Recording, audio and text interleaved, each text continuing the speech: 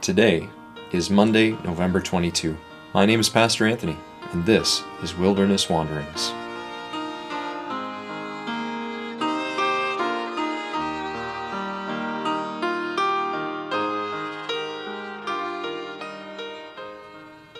Today our text comes from Hebrews chapter 3. See to it, brothers and sisters, that none of you has a sinful, unbelieving heart that turns away from the living God, but encourage one another daily, as long as it is called today, so that none of you may be hardened by sin's deceitfulness. We have come to share in Christ, if indeed we hold our original conviction firmly to the very end.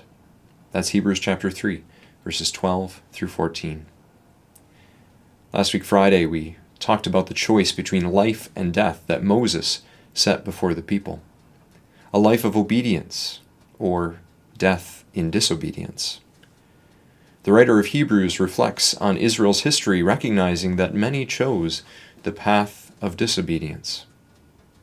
Today, we can make a different choice. Our choice, though, is not quite as stark, or at least not as hard, as the one set before the Israelites. Why not?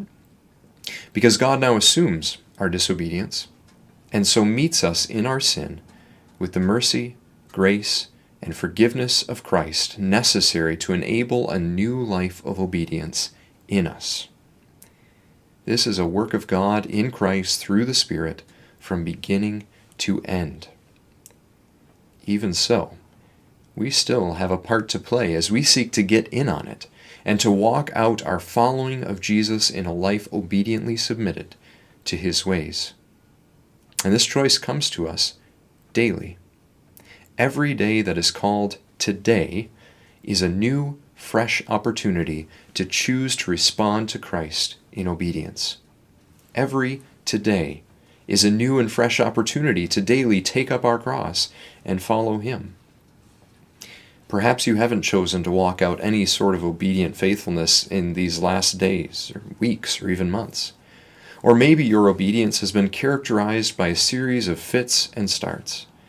Doesn't matter, because God's grace does not meet you in the past, so there's no need to wallow in guilt. Nor does God's grace meet you in the future. To put off the decision is just procrastination. No, God's grace meets you today. Now, in this moment, in the present, the only moment that you have in which you can ever respond to God in faithfulness is this one, the one that you're living, right here, right now, today. So no matter how many days of unfaithfulness have piled up behind you, remember, only one day matters, today. So today, choose life.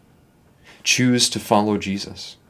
And when tomorrow becomes today, choose it again. Do it on the next today, too. And even if you miss a day, don't worry. A new today is coming with fresh mercies that are new every morning. And any and every fresh new today that we call today is an opportunity for a new and fresh decision to follow Jesus. Encourage one another, therefore, on every today as long as it is called today, because today is the day to follow Jesus. As you journey on, go with the blessing of God. May the peace of the Lord Christ go with you wherever He may send you. May He guide you through the wilderness, protect you through the storm. May He bring you home rejoicing at the wonders He has shown you. May He bring you home rejoicing once again into our doors.